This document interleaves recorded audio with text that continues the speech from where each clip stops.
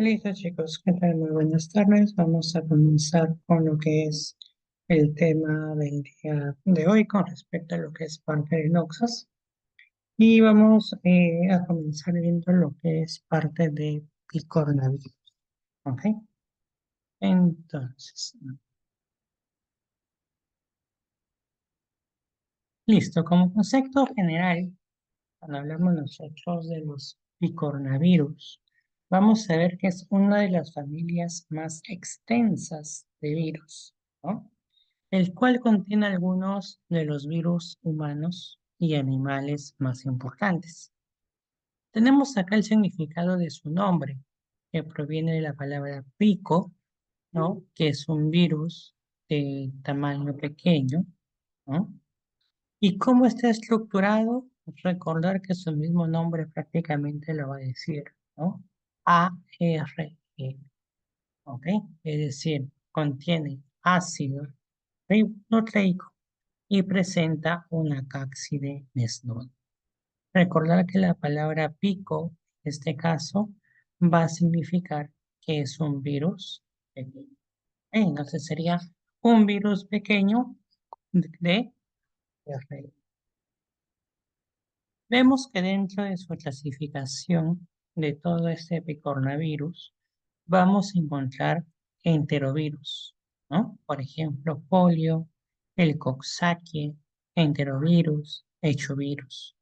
Tenemos también lo que es el rinovirus, aftovirus, carleovirus, hepatovirus, que en este caso es el virus de la hepatitis A, y el parechovirus, que es el virus parecho.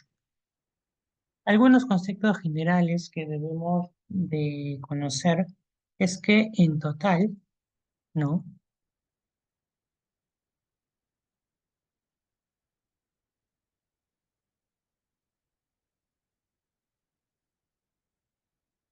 Ya, listo. Algunos conceptos generales que debemos de recordar es que en total la familia de los picornavirus va a comprender un total de 230 virus, donde se incluyen, como ya se ha mencionado, a los enterovirus, es decir, virus de polio, coxsackievirus, hechovirus. Muy aparte vamos a encontrar al rinovirus y el virus de la hepatitis A. Vamos a ver que hay 71 tipos de enterovirus, ¿no? Que son divididos en 5 grupos, ¿no? Estos enterovirus vamos a encontrar al poliovirus, al virus Coxsackie, ¿no? Ya sea tipo A o de tipo B, el hechovirus y el enterovirus, ¿no? El enterovirus, recordar que va a estar relacionado con el síndrome de Guillain. Entonces, ¿cuáles son las propiedades de los picornavirus? Comenzamos. En el caso del virión, vemos que es citosaélico, va a presentar un diámetro de 28 a 30, contiene 60 subunidades. ¿De qué va a estar compuesto? Compuesto por ARN en un 30% y proteínas en un 70%. Su genoma. El genoma dentro de lo que es el picornavirus, ¿ya? Va a ser ARN monocatenario lineal, ¿ya? Vamos a encontrar proteínas, sí, 4 polipéptidos denominados BP. En sí vienen a ser las proteínas virales BP1, BP2, BP3 y BP4. Envoltura, ninguna, ¿ok? Va a ser un virus desnudo y donde se replica en el citoplasma, ¿ok? Entonces, dentro de las propiedades más importantes que sí o sí tienen que recordar es su genoma. Picornavirus ARN monocatenario lineal. Envoltura, ninguna. Virión de forma icosaédrica. Replicación en el citoplasma. ¿Ok? Y por ahí su composición. Compuesto de 30% de ARN y 70% de proteínas. ¿Ok? Esos son los conceptos dentro de propiedades importantes del picornavirus. Si hablamos dentro de su estructura, en este caso genética, recuerden que el genoma de picornavirus se parece al ARN mensajero, recordando que es un ARN polaridad positiva. ¿Ok? Obviamente que su genoma que tiene este picornavirus, ¿no? Con ello basta para infectar lo que es a la célula. ¿Ok? Y aquí podemos volver a encontrar lo que son las proteínas virales, que en sí son proteínas estructurales. Ojo, allí puede ser pregunta de examen, ¿no? ¿Cuáles son las proteínas estructurales de los picornavirus? En sí sería BP1, BP2, BP3, BP4. ¿Ok?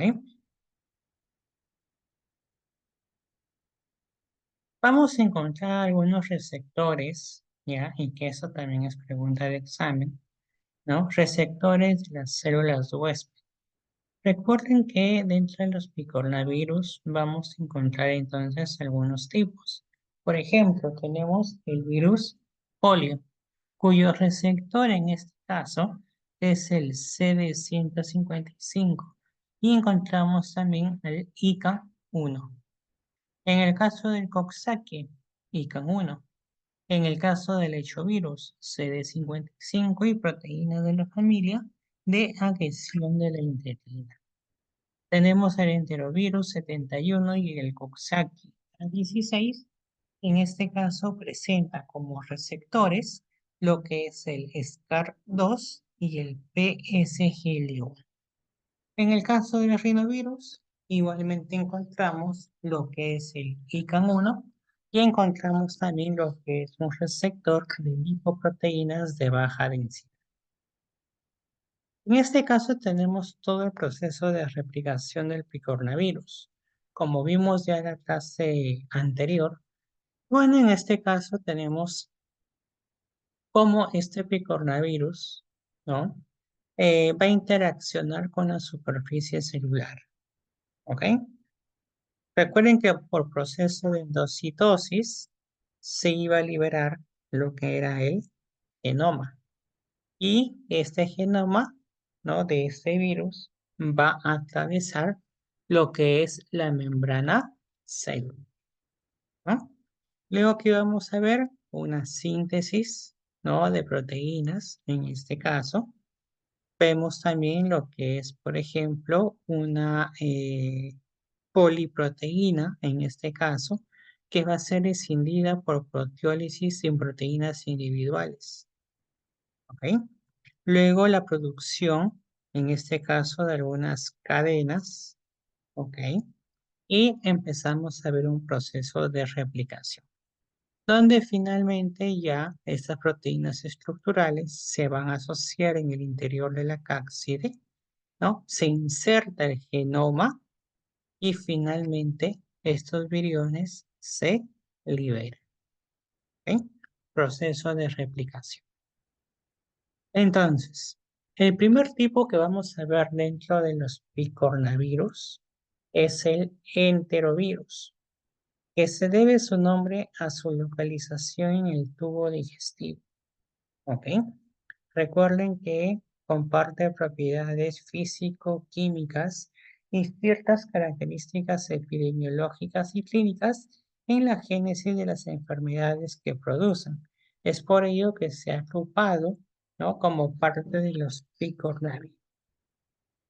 Entonces, si hablamos del enterovirus, ¿cuáles serían sus características? ¿A qué familia pertenece? A los picornavirus. Genoma, ARN. Género, enterovirus. No presenta envoltura. ¿Presenta proteínas? Sí, recuerden que todos los picornavirus tienen estas 4 proteínas, ¿ok? Cuya función es proteger al ARN de las nucleasas. Presenta algunos grupos, ¿no? O subgrupos, por ejemplo, el polio o poliovirus, el virus Coxsackie de tipo A, tipo B el hechovirus y el enterovirus. ¿Ok? Son 5 grupos o 5 subgrupos dentro de los más importantes. ¿Ok? Y acá encontramos algunos serotipos. Dentro de epidemiología vamos a ver que son infecciones entonces de distribución mundial, ¿no? Que presenta diferentes estacionalidades. Lo vamos a encontrar en climas templados, otoño, verano y también en climas tropicales. Su reservorio conocido va a ser el humano, ¿ok? Más común dentro de la población infantil y tiene mayor prevalencia en el sexo masculino. Dentro de sus características, entonces, vemos que estos enterovirus son insensibles al ácido del estómago, a las proteasas y a la bilis, ¿no? Puede aislarse dentro de la faringe hasta el colon. La mayoría van a ser citolíticos, ¿ya? De replicación rápida y van a dañar directamente las células. La contaminación principalmente es fecal de manos, utensilios, alimentos y agua, ¿no? Es prácticamente algunas vías habituales de la diseminación. ¿Ok? Entonces recuerden que su inicio puede ser una infección del tubo digestivo, la transmisión fecal oral, ¿no? Pero no dan enfermedades entéricas. Aquí las distintas enfermedades causadas, ¿no? Poliovirus que puede causar poliomielitis paralítica, meningitis aséptica, síndrome febril. El virus Coxsackie, ¿no? Que también tiene una manifestación clínica. El hechovirus, recuerden que esta es pregunta de examen, es el virus huérfano, así se le conoce, ¿no? Y tenemos al enterovirus, obviamente con sus distintas manifestaciones. Si hablamos de ese enterovirus, como ya se mencionó, la mayoría va a ser citolítica, ¿no? La presencia de algunos anticuerpos van a evitar la infección inicial y van a evitar también lo que es la viremia. ¿Ok? Recordar que la inmunidad celular va a ser muy importante para la resolución y también para la patogenia. ¿Ya? Ahora, ¿la enfermedad de qué va a depender? Va a depender del serotipo viral, de la dosis infecciosa, del tropismo celular. ¿Ok? Hablamos nosotros del tropismo celular, por ejemplo, lo que es la vía de entrada, edad, sexo y lo que es el estado de salud y embarazo. ¿Ok? Entonces, allí tenemos esos conceptos importantes. Nos recordando, pues, por ejemplo, que el polio va a afectar principalmente lo que es cerebro, ¿no? El hechovirus y polio que va a afectar lo que son meninges, ¿ya? Tenemos lo que es la hepatitis A, que afecta parte hepática, ¿ok? Tenemos lo que es el hechovirus o el Coxsackie de tipo A, ¿no? Que afecta también lo que es parte hepática, por ahí lo que es la angina. Y el Coxsackie A y B ambas que pueden afectar músculos, ¿no? Y que en este caso pues puede originar miocarditis, pericarditis, pleurodinis, ¿ok? Entonces son algunos puntos a tener en consideración. El caso del virus Coxsackie, ¿ya? Siempre que a ustedes le pregunten, y bueno, puedas, de todas formas es una pregunta de examen. Si a ustedes les ponen que es un paciente con la enfermedad mano, pie, boca, directamente es Coxsackie. ¿Ok? Es justamente esa enfermedad que así se le conoce. La enfermedad mano-pie-boca. ¿Ok? El virus Coxsackie, que es un virus ARN igualmente, no tiene envoltura. ¿Ok? Igualmente tiene las mismas funciones, ¿no? Lo que son sus proteínas estructurales, BP1 a BP4, ¿no? Cuya función era proteger, pues, su ácido nucleico de las nucleases, ¿no? Recuerden que al pertenecer a la familia de los picornavirus, obviamente sus características van a ser iguales. Dentro de las enfermedades, ¿ya? Vamos a ver que este virus Coxsackie se transmite por vía fecal oral y también se puede transmitir por vía respiratoria. ¿Cuánto es su periodo de incubación? De 2 a 9 días. ¿Ok? Dentro de las enfermedades del virus Coxsackie de tipo A, recuerden que el tipo A va a afectar piel y mucosas, es decir, puede originar herpangina, enfermedad o exantema viral, que es en las manos, en los pies, en la boca, y la conjuntivitis hemorrágica. El de tipo B origina miocarditis, pleurodinia, va a originar meningitis aséptica, ¿ok? Asociada a diabetes y enfermedad grave de lactantes.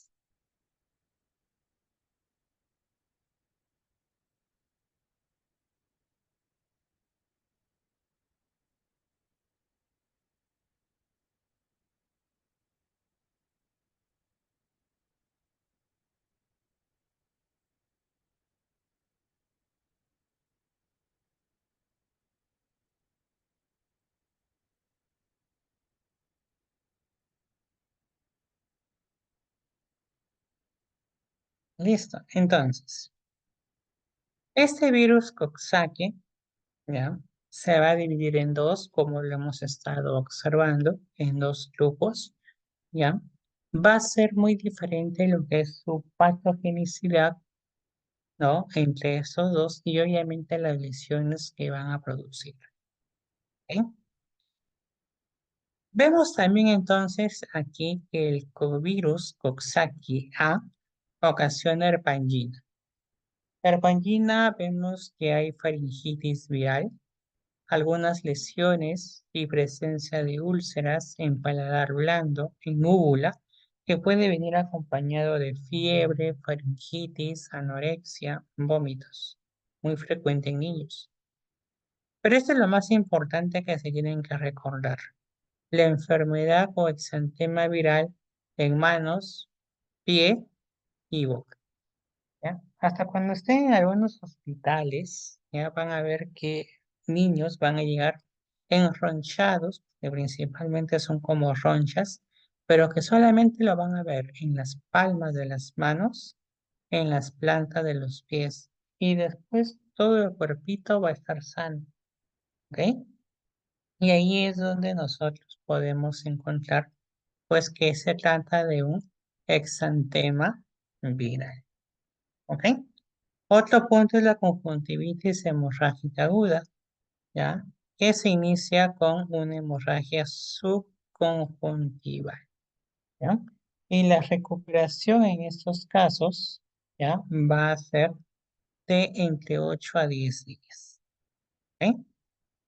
En el caso del Coxsackie B, lo que va a originar es la meningitis aséptica, ¿ok?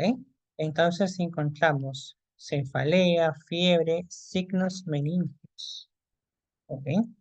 Vamos a encontrar inflamación de las meninges. ¿Qué meninges? Aracnoides y piedad, ¿ok? Su recuperación comúnmente sin complicaciones, pero puede progresar a una encefalitis, ¿ok? Entonces hay meninges inflamadas en este caso. Vamos a encontrar miocarditis, que es la inflamación aguda del corazón, de las membranas que lo van a cubrir. Comúnmente puede originar dolor torácico, fatiga, fiebre, arritmias cardíacas Y de formas complicadas podemos encontrar cardiomegalia.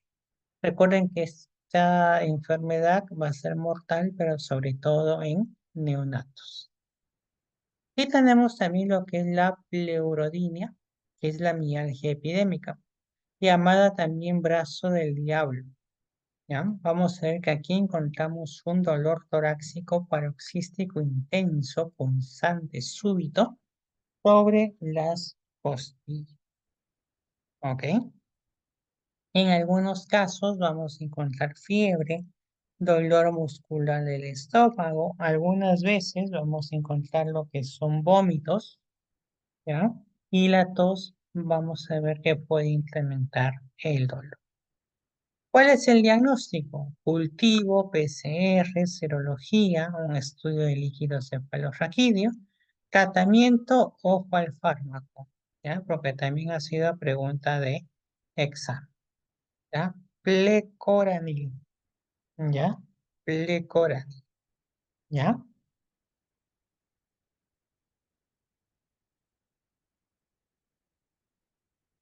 Vamos a ver pues que este plecoranil, ¿no? Como una de sus funciones, inhibe lo que es la penetración de los picornavirus a la célula, ¿ya? Este fármaco en sí, pleconaril, va a ser un inhibidor de la cápside viral, ¿no? Con actividad contra picornavirus y es de administración, en este caso, de tipo oral, ¿ya? Como prevención, no hay vacunas, ¿ya? Recomendable sí mejorar condiciones higiénico-sanitarias y evitar el contacto con los enfermos, ¿ok? Como forma de prevención. Tenemos aquí a otro tipo que en sí es el hechovirus, que pertenece a la familia de los picornavirus. Se encuentra en el tracto gastrointestinal, también invade meninges y recuerden que este virus es el denominado virus huérfano, ¿ya? Que es pregunta de examen, ¿ya? ¿Qué va a causar este virus? Encefalitis, meningitis aséptica, enfermedad febril con o sin erupción, exantema cutáneo, conjuntivitis y catarro común. Dentro de una pregunta está de aquí. El enterovirus 70, principal causa de conjuntivitis hemorrágica aguda. ¿Ok? Recordar ese punto. Tenemos aquí las infecciones entonces por este hecho virus, ¿no? Cuyos brotes epidémicos durante los meses de verano o el periodo de incubación puede ser de 5 a 8 días. ¿Qué vamos a encontrar como síntomas? Un cuadro febril en niños y adultos que se va a asociar a un tercio de los casos y a la aparición de un exantema maculopapular. Inicia en la cara, se extiende al resto del cuerpo y este proceso se autolimita en unos 3 o 5 días, ¿no? Vemos que presenta una elevada incidencia de afectación de tipo meningio. En este caso, pues, se relaciona mucho a lo que es la meningitis linfótica. De epidemiología vemos que comúnmente hay brotes de meningitis aséptica en el verano, ¿no? Epidemias en el verano, sobre todo en niños pequeños. Su diagnóstico también mediante frotis, faringio, rectal heces o líquido cefalorraquídeo, pero en este caso la serología no es. ¿Cuál es el tratamiento? Principalmente sintomático, ¿ya?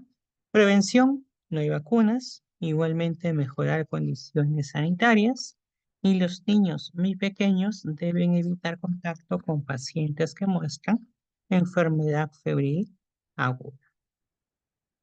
Si hablamos del virus de la polio o poliovirus, lo que va a ocasionar es la poliomielitis, ¿no? Que es una infección aguda que en su forma más grave va a afectar el sistema nervioso central. ¿Y qué va a producir esta poliomielitis? La parálisis plácica. ¿Ok? Tenemos entonces que es una enfermedad estacional, hay mayor contagio en verano y otoño, el único reservorio es el ser humano, se da en todos los grupos etarios, más importante en los niños, ¿ok? Y vemos pues que encontramos algunas cepas dentro del poliovirus, ¿ok? Y bueno, vamos a ver que hay 3 países en el mundo en la que la enfermedad sigue. Hablamos de Nigeria, Pakistán y Afganistán, ¿ok? ¿Cómo se inactivan esas partículas de poliovirus? Cuando hay un calentamiento, una temperatura de 55 grados durante 30 minutos y cuando encontramos soluciones de cloro a altas concentraciones. ¿Ok? Aquí estamos observando lo que es parte de su replicación, ¿no? Cómo este virus en primer lugar se va a unir a su receptor, que es una molécula de CD155, la entrada del ARN viral a la célula, un proceso de traducción, ¿ok? Tenemos también un proceso, en este caso de procesamiento proteolítico de la poliproteína, su replicación del material genético, ¿ok? Tenemos también lo que es pues la síntesis de este material genético, su proceso de ensamblaje y finalmente la liberación de la progenie viral. Este polio, que comúnmente lo que va a originar es la meningitis, afecta en sí meninges y afecta cerebro. Por lo tanto, ocasiona meningitis, encefalitis y enfermedad paralítica. Recordando también que dentro del polio lo que vamos a encontrar es que se va a producir viremias, ¿no? Viremia primaria, por ejemplo, ¿no? La cual es la que viaja justamente tanto a las meninges como al cerebro. La mayoría de los pacientes van a ser asintomáticos en un 90% de los casos. Estos virus se van a multiplicar en bucofaringe e intestino. Y luego tenemos la poliomielitis abortiva, pero que se da en menor porcentaje, tan solo un 5%. ¿Ok? Aquí no están afectadas las células del sistema nervioso central, pero lo que sí vamos a encontrar es fiebre, cefalea, malestar, faringitis inespecífica, dolor abdominal o muscular, debilidad y vómito. ¿Ok? Entonces, vamos a ver que hay una enfermedad breve, ¿no? Que no dura más de 2 o 3 días. Y en esa enfermedad breve tampoco hay signos neurológicos ni vamos a encontrar secuelas, ¿ya? La poliomielitis no paralítica o meningitis aséptica presenta un porcentaje entre 1 al 2%. ¿Ya? En estos casos los pacientes presentan dolor de espalda, espasmos musculares. ¿Ya? Vamos a encontrar que la enfermedad puede durar de 2 a 10 días. La poliomielitis paralítica es la enfermedad mayor, ¿ok? Porcentaje también relativamente bajo, ¿no? Donde encontramos la parálisis espinal o poliomielitis espinal que afecta a una o más extremidades y la parálisis o poliomielitis vulvar que afecta a nervios craneales o incluso el centro respiratorio. En el caso del virus de la polio, recuerden que también tenemos un síndrome post-poliomielítico, que es una secuela que puede aparecer 30 o 40 años más tarde, ¿ok? Es decir, si tenemos la enfermedad, supongamos, en una persona a los 20 años, puede aparecer un síndrome post-poliomielítico cuando este paciente tenga 50 o 60 años, ¿ok? Que principalmente se da por envejecimiento. Otros puntos es que también vamos a encontrar síntomas neurológicos como debilidad muscular, atrofia muscular, fatiga muscular. ¿Ok? Y bueno, también hay un deterioro de neuronas motoras. En estos casos, pues también presentan síntomas variados, ¿no? Pacientes con fatiga, con debilidad muscular progresiva, con nuevas atrofias musculares, dolor muscular, fasciculaciones y algunos síntomas vulvares. ¿Ya? ¿Cómo es el diagnóstico? Principalmente clínico y algunas muestras de líquido cefalorraquídeo, isofalofaringio, heces, PCR, serología. Hay prevención en este caso y 2 vacunas. ¿Ya? La vacuna de virus inactivado, desarrollado por SAL, y la vacuna de virus vivo atenuado desarrollado por Sabin. ¿Ya? Entonces, hay dos vacunas como medios preventivos, ¿no? Recordando que la vacuna inactivada se va a dar por vía subcutánea, ¿ya? Y obviamente tiene mayor coste. La vacuna de Sabin y la atenuada por vía oral, ¿ya? Estas vacunas que se colocan justamente en inmunización de los niños, ¿no? En pediatría, por ejemplo, van a ver también la colocación de estas vacunas. BPO, que es la vacuna, ¿no? De polio por vía oral, y el BPI, que viene a ser la vacuna de polio inactivada, pero por vía sub. Entonces, aquí tenemos un resumen, ¿no? De los enterovirus, parte clínica, ¿no? La mayoría tiene infección asintomática, por no decir todos. Todos afectación de meningitis. ¿Todos producen parálisis? No. ¿Ok?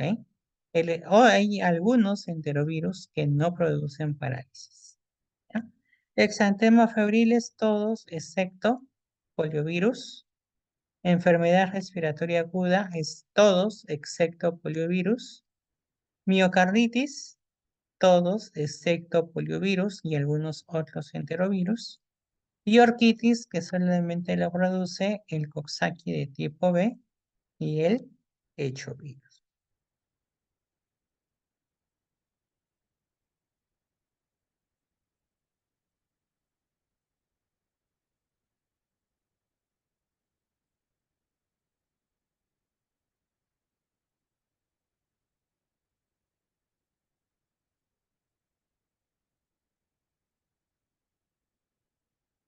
Entonces, no hay un tratamiento específico para estas infecciones por estos virus, ¿ya? Pero sí es importante descartar infección bacteriana, ¿ya? Eso sí. Un control de inmunoglobulinas en pacientes inmunocomprometidos, ¿ya? Y corticoides, el uso de corticoides frente a enterovirus, principalmente en enfermedades graves, ¿no? Una miocarditis o en alguna enfermedad neurológica, ¿no? Luego tenemos,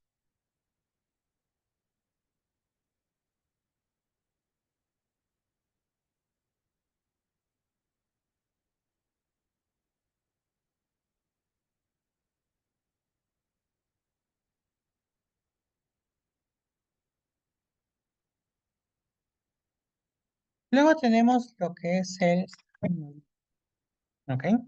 En el caso de lo que es el rinovirus, recuerden que lo que produce es el síndrome de catarro común, ¿ok? Y el cual puede exacerbar, ¿ya? Exacerbar, ¿no? Cuadros de asma, ¿ya?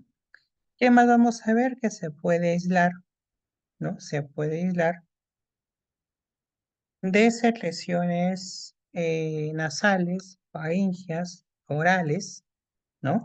Y su replicación se limita a la superficie del epitelio de mucosa nasal.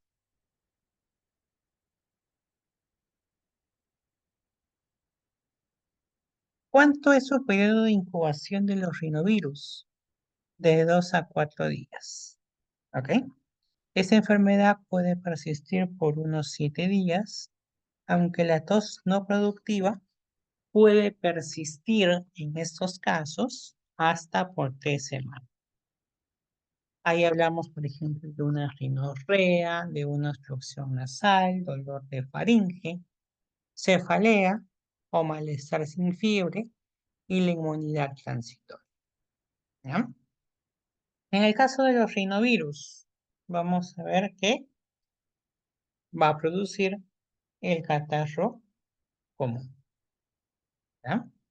Recuerden que se va a transmitir de persona, ¿no?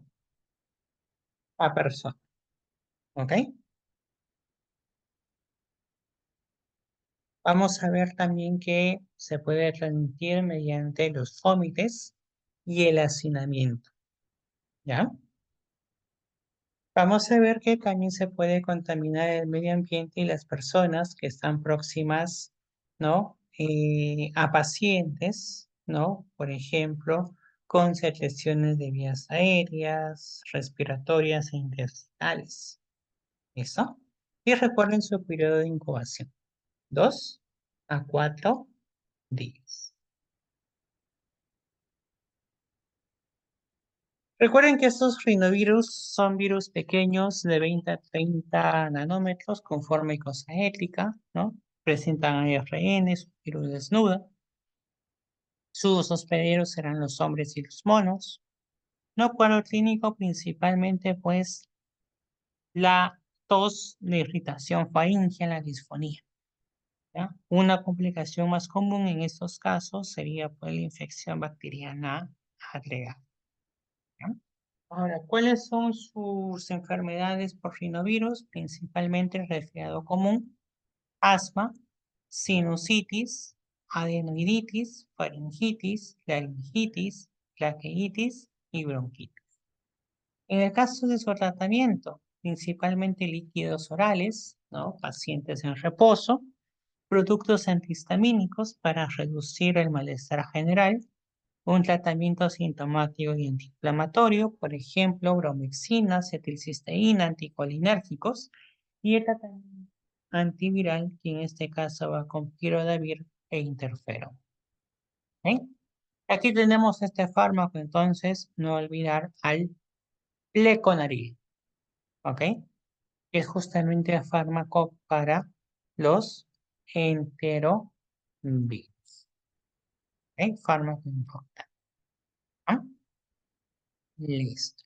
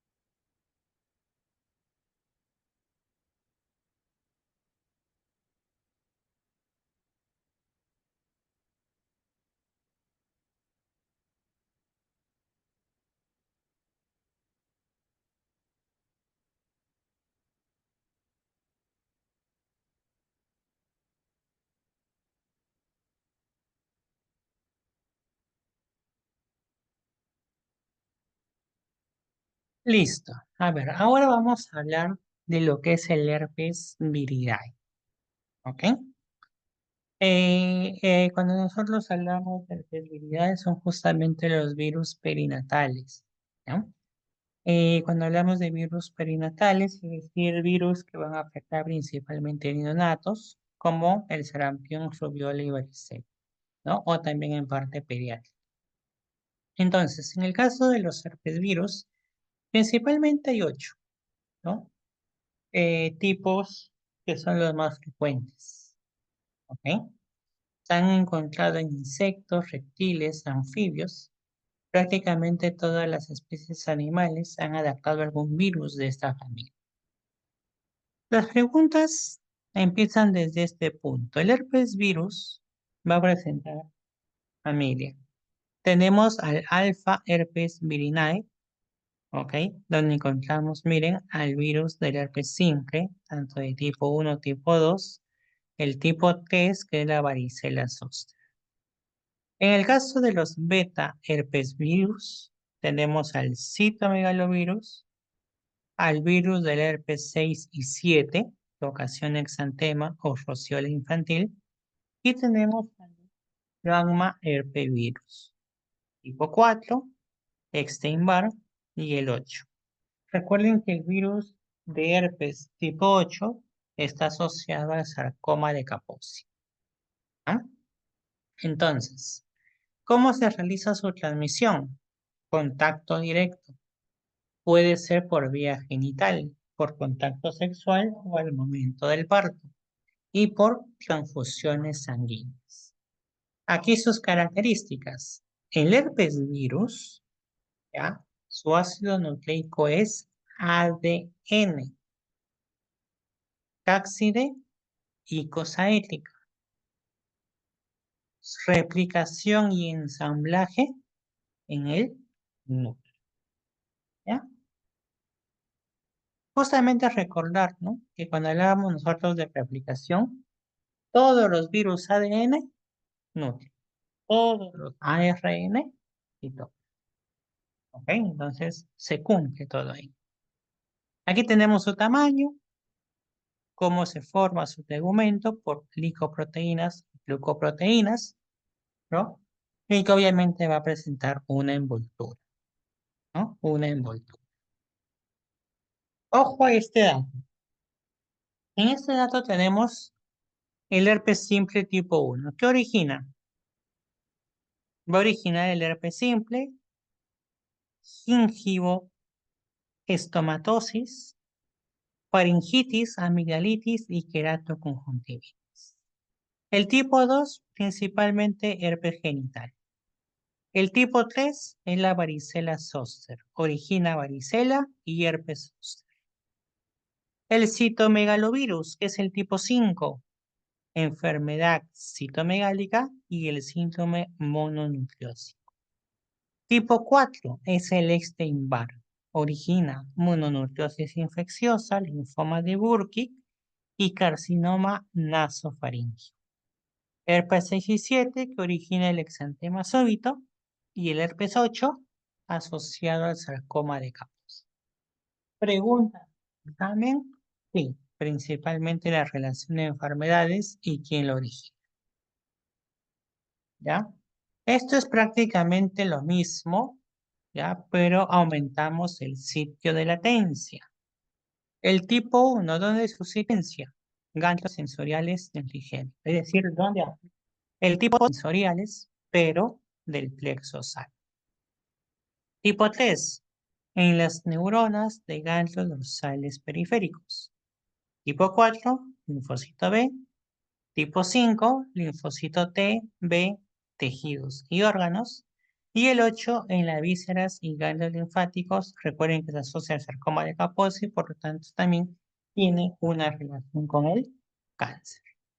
Entonces veamos aquí. Tipo 1 y tipo 2, principalmente lo que van a recordar es tipo 1, de la cintura para arriba, afectando directamente piel. Tipo 2, cintura para abajo, afectando principalmente parte genital. Ojo, se tiene que sospechar solamente de virus herpes tipo 2 si el paciente ha iniciado actividad sexual. Si no ha iniciado actividad sexual, obviamente pues que se descarta. Y hablaríamos de un herpes de tipo 1. ¿Ok? Aquí sus propiedades igualmente, ADN con envoltura, ¿no? La infección sobre la piel, su replicación en la parte nuclear, ¿no? Y recordar pues que lo que vamos a encontrar principalmente no es afectación de piel, mucosa oral en el tipo 1 y afectación genital en el tipo 2. Aquí también hay algunas enfermedades clínicas, entonces entre ambos, recordando que el virus herpes simple de tipo 1, ¿no? Afecta lo que es parte oral, es decir, gingivoestomatitis, faringitis, afectación de la lengua, labio o regiones adyacentes a la cara. La de tipo 2, principalmente úlceras genitales. ¿Ok? Es el punto a diferenciar. ¿Ok? En el caso de la recurrencia, vamos a ver que toda infección se inicia a través de las membranas mucosas o de rotura de la piel. ¿Ok? Entonces, sí podemos encontrar algunos estados de recurrencia. ¿Cómo hacemos el diagnóstico? Por análisis directo de muestras clínicas, aislamiento del virus o por serología, ¿no? Otro punto es el test de Tazan, que también nos ayuda a ver el diagnóstico. Y el tratamiento, vamos a ver que no hay un tratamiento farmacológico que elimine la infección latente, pero principalmente lo que hace el tratamiento es acortar o impedir la evolución de la enfermedad primaria o recurrente. ¿Ok? Tenemos algunos fármacos importantes como la ciclovir, penciclovir, fanciclovir. Tenemos en este caso al virus de Epstein-Barr. Este virus de Epstein-Barr igualmente pertenece a la familia de los herpesvirus, es un ADN, caccidicosahexlica. Recuerden que al ser de la misma familia, obviamente van a presentar mismas propiedades. ¿Cómo se transmite? Mediante la saliva. Recordar que este virus se le conoce como la enfermedad del beso. ¿Ok? Eh, Tiene una posible asociación también a otros cofactores, como por ejemplo la malaria, predisposición genética, alimentos y también a lo que es el SIDA. En el caso de su replicación, vamos a ver que va a estimular e inmortalizar lo que son los linfocitos B. Presenta también algunos antígenos, los cuales pueden producir infección. ¿Ok? Una infección productiva, una infección no permisiva y una infección permisiva. En el caso de su patogenia, como hemos visto, este virus de la saliva se extiende a los linfocitos B del tejido linfático. ¿Ok? Sobre todo va a afectar el linfocito B. ¿Ok? Principalmente lo que va a ocasionar es la mononucleosis infecciosa. ¿Ok? El cual, ¿ok? El cual dentro de lo que son sus manifestaciones clínicas, vamos a encontrar fiebre, vamos a encontrar lo que es el malestar, en este caso general, vamos a encontrar lo que es la parte de faringitis, ¿no? Linfadenitis dolorosa, vamos a encontrar también lo que es. ¿Ya? Vamos a encontrar también lo que es una esplenomegalia o algunos síntomas que pueden persistir por días o semanas y que se van a ir resolviendo, ¿no? Lentamente. ¿Cómo hacemos nosotros el diagnóstico para Epstein-Barr? La clínica, una tríada clásica, es decir, adenopatías laterocervicales, amigdalitis, ¿ok? Si encontramos estos síntomas en estos pacientes, comúnmente lo que se va a realizar es un hemograma, una bioquímica y una serología para Epstein-Barr. ¿Cómo es la serología? De esta forma, ¿ok? Muy parecido a lo que era el virus de hepatitis, ¿no? Vamos a ver si es un paciente vulnerable, ¿no? Si es un paciente con infección primaria aguda, donde encontramos el IgM positivo, ¿no? Una infección primaria tónica, donde encontramos al IgG positivo, ¿no? Una infección antigua, igualmente IgG positivo y el ECNA positivo. Infección reactivada, IgG, EA y ECNA positivo, ¿ok? Si hablamos de un linfoma de Burkitt, IgG positivo, EA positivo, ECNA positivo, ¿ok? Entonces, para ello es importante lo que es el perfil serológico en Epstein-Barr. La mayoría de las infecciones por este virus no necesita tratamiento específico, ¿ok? Solamente medidas generales de higiene, alguna medicación sintomática, no hay profilaxis, ¿ya? Y la mejor forma de prevenir, ¿ya? La mononucleosis infecciosa es el contacto con el virus durante los primeros años de vida, ya que la enfermedad es más benigna en los niños. Tenemos el citomegalovirus, que es un virus que infecta a personas de todas las edades. Sus características son las mismas, ¿ya? ADN, caccidicosahexlica. Es una enfermedad que va a causar anomalías congénitas, ¿ya? Como enfermedad leve, podemos ver que es asintomática en niños y adultos y hay algunos patógenos oportunistas en pacientes inmunodeprimidos. ¿Ok?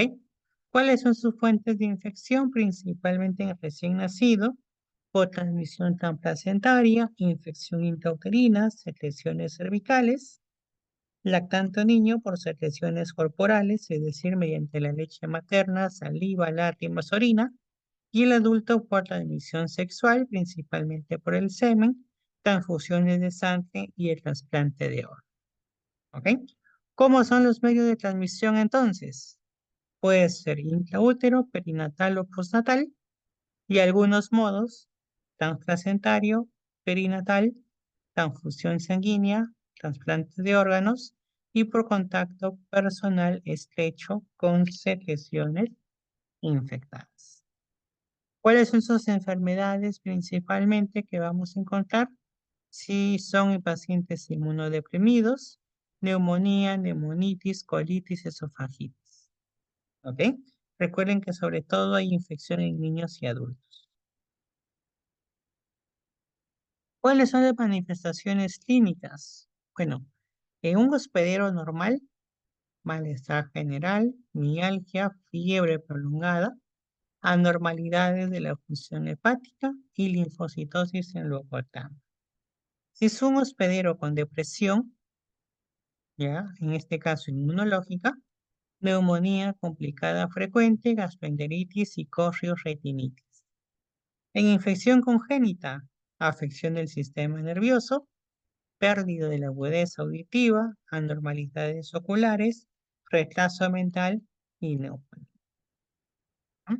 Recordar que también hay infecciones congénitas y ello tiene que ver con la fuente de infección, ¿ok? Y cómo es la forma de infección, ¿ok? Recordando que en la mayoría de los casos es asintomática y hay secuelas tardías también, ¿no? Como caso de diagnóstico, la parte serológica, si encontramos IgG, IgM negativo, es un paciente susceptible. Si el IgG está positivo y el IgM negativo, paciente inmune. Si ambos están positivos, hablamos de una prima infección o reactivación o reinfección. ¿Qué más? Importante la histología, las técnicas inmunológicas, ELISA, PCR, cultivo, serología, y como prevención, ojo, como es por vía sexual, el uso de preservativos o la abstinencia limita la transmisión del virus. El control de donantes de sangre y órganos, y recuerden que no hay vacuna para citomegalovirus.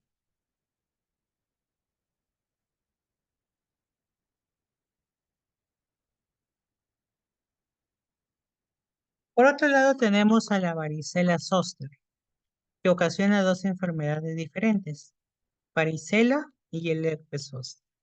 ¿Ok? Afecta igualmente a hombres y mujeres y en los adultos se presentan más complicaciones.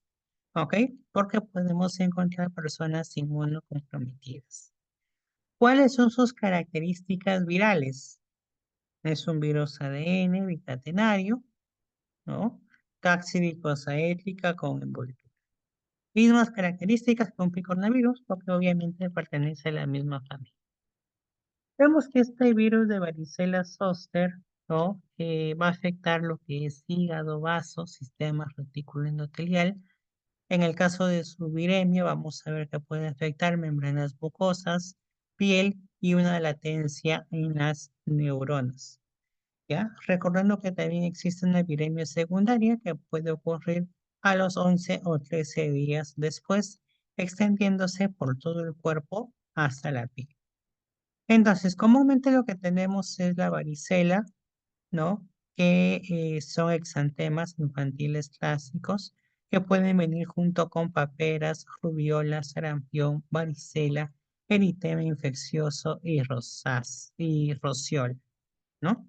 Puede originar fiebre y por lo tanto también tenemos el herpes zóster, ¿no? Que los pacientes pues son contagiosos antes y durante la sintomatología, afectando a nervios periféricos principalmente, ¿no? Aquí vamos a encontrar lo que se llama culebrilla, culebrina o culebrón, ¿no? Si ustedes tienen un caso clínico con una culebrilla, ¿no? De ampollas dolorosas, herpes zóster, ¿no? Porque justamente es una de sus características. ¿Cómo hacemos nosotros el diagnóstico? Mediante la citología, aislamiento del virus y la serología.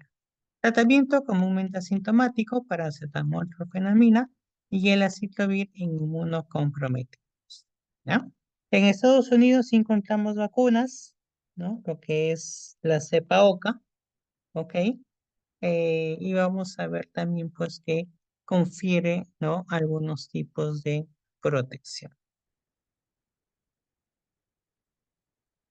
En el caso del sarampión es una enfermedad igualmente infecciosa, exantémica, muy contagiosa, ¿ya? En el caso del sarampión, ¿ya? Si es un virus ARN. Ojo, acá se colocó sarampión, pero sarampión no significa que forme parte de la familia de los picornavirus, sino porque vamos a ver una diferencia de sarampión, rubiola y varicela, ¿no? En el caso del sarampión pertenece a los paramyxovirus, y lo vamos a ver más adelante en otra clase, ¿ok? Este es un virus ARN de cadena simple, ¿ya? Es altamente contagioso, tiene brotes cada 2 o 3 años, principalmente de invierno y primavera.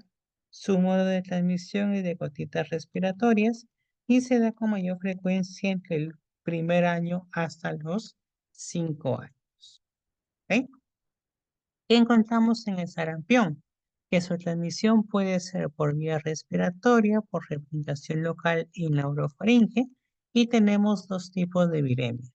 La primaria que va del segundo y tercer día posinfección y la secundaria a partir del quinto al séptimo día con diseminación en los tejidos y sistema nervioso central.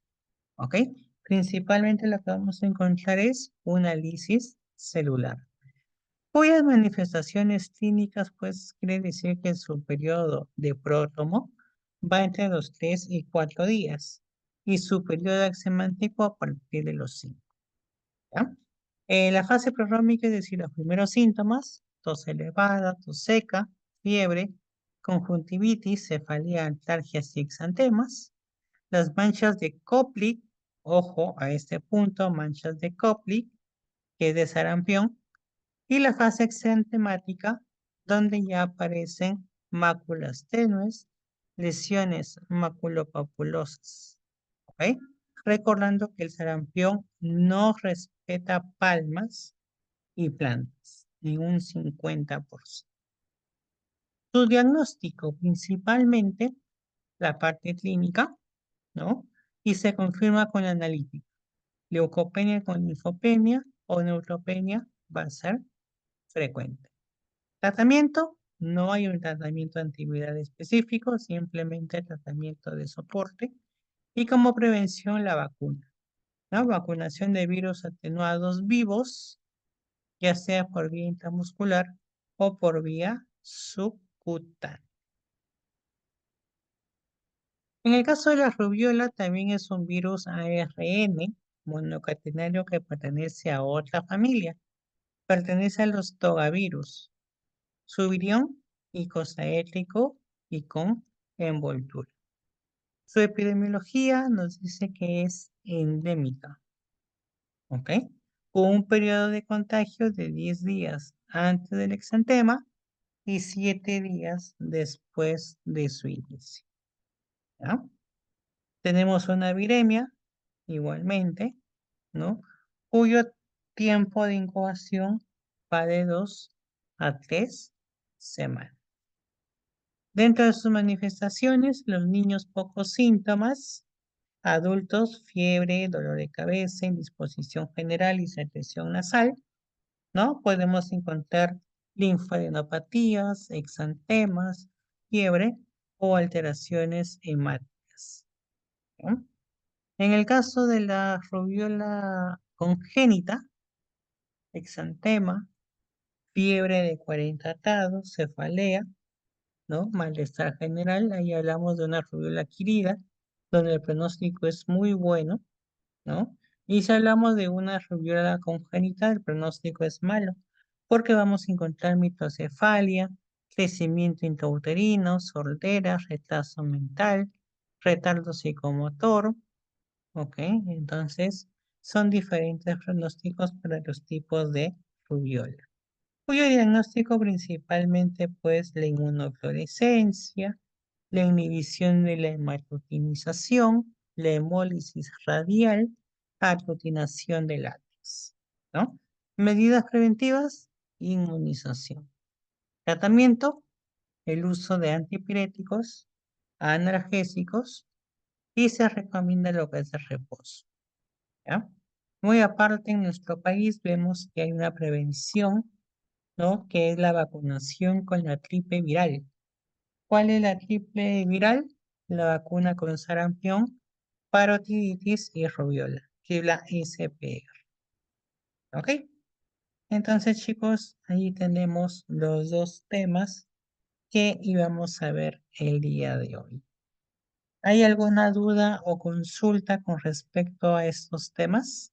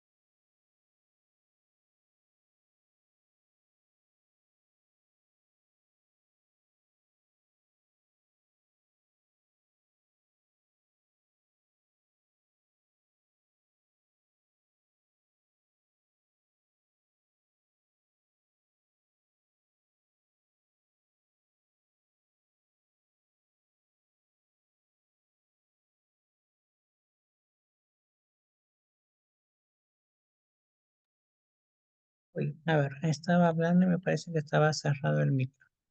A ver, me habían hecho la pregunta de si los virus semejantes ofrecen protección de otros virus. Por ejemplo, en estos casos creo que están relacionando si un paciente tiene sarampión, si lo puede proteger de rubiola. No, la respuesta es no, ¿ok? Solamente los virus semejantes pueden ofrecer protección, pero siempre y cuando sean el mismo serotipo, ¿ok? Pero no de distintas familias. Recuerden que el sarampión, rubiola y varicela tienen características semejantes, pero son de diferente familia, por lo tanto tienen una estructura distinta, ¿ok? Algunos pueden ser ADN, otros pueden ser ARN, ¿ok? Así es que la cepa o el serotipo es totalmente diferente y en esos casos no ofrece protección, ¿ok? Pueden ser semejantes, pueden ocasionar prácticamente lo mismo, pero la familia y la estructura es distinta, ¿ok? La protección netamente va para virus eh,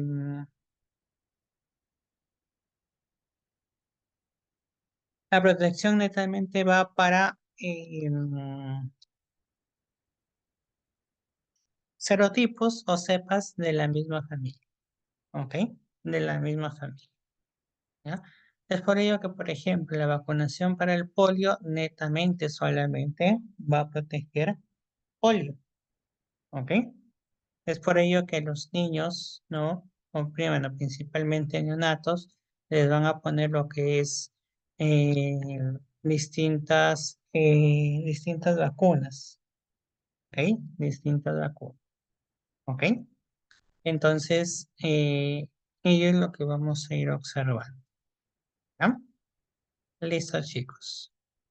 Primero vamos a acabar todo lo que es la parte de todo lo que es microbiología y luego vamos a hacer lo que es inmune, ¿ok?